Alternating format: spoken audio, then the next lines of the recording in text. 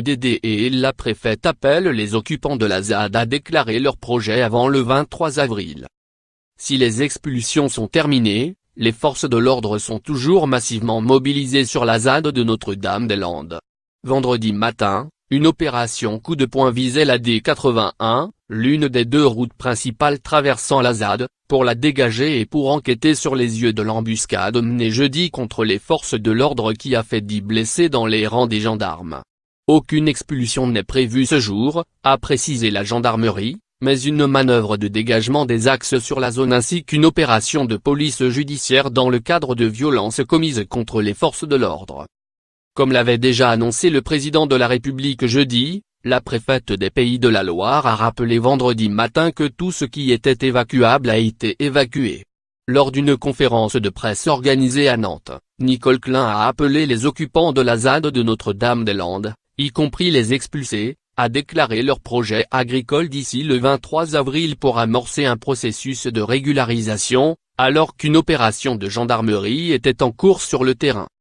J'ai demandé à la direction départementale des territoires d'élaborer un formulaire simplifié pour permettre à ceux qui le souhaitent de déclarer leur projet dans les meilleurs délais, a déclaré Nicole Klein.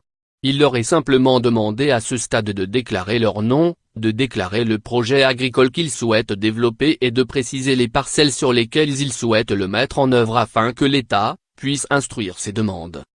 Jeudi, les escadrons de gendarmes mobiles s'attachaient à sécuriser le déblaiement des squats détruits depuis lundi matin sur la zone d'aménagement différé ZAD, rebaptisée zone à défendre par les opposants au projet d'aéroport abandonné en janvier. Mais en début d'après-midi, un escadron de gendarmerie est tombé dans une embuscade, a expliqué la gendarmerie. Les gendarmes, partis pour relever une autre unité, ont été stoppés par une barricade et ont été attaqués par surprise au moment où ils faisaient demi-tour, a expliqué à l'AFP le colonel Karine Lejeune, porte-parole de la gendarmerie nationale. 10 gendarmes ont été blessés, dont 5 brûlés par de l'acide aux jambes, et un blessé par de multiples éclats d'un engin explosif improvisé. 5 gendarmes ont été évacués au CHU de Nantes, a-t-elle précisé. Les zadistes ont contesté toute embuscade, dans un communiqué, précisant que, voyant les gendarmes arriver, des personnes présentes ont apparemment craint une nouvelle attaque sur les lieux environnants, d'où les heurts. En fin d'après-midi, zadistes et forces de l'ordre se sont à nouveau affrontés dans le secteur du Lama Fâché, au bord de la D281, l'ex-route des Chicanes, a constaté un photographe de l'AFP.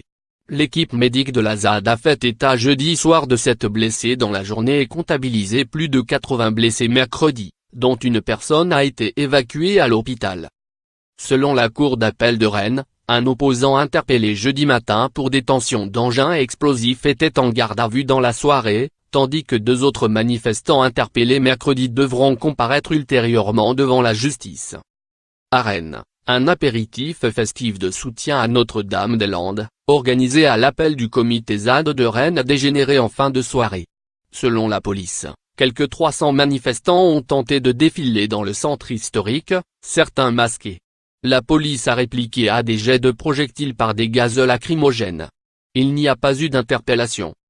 Selon une source proche du dossier, quelques 500 opposants, des zadistes et leurs soutiens venus de France et d'Europe, sont présents sur la ZAD où le projet d'aéroport a été abandonné en janvier par le gouvernement qui avait promis cependant d'en expulser les occupants illégaux. L'opération est arrivée à un point où tout ce qui était évacuable a été évacué. Il y aura maintenant dans les prochains jours un travail sous l'autorité de la préfète qui consiste à permettre aux projets agricoles légaux organisés de se faire, a déclaré jeudi au journal de 13h de TF1 Emmanuel Macron. L'opération d'expulsion de ceux qui n'ont déposé aucun projet agricole individuel auprès de la préfecture depuis janvier a commencé lundi, avec 2500 gendarmes, huissiers et engins de chantier, et 29 squats ont été détruits en 3 jours.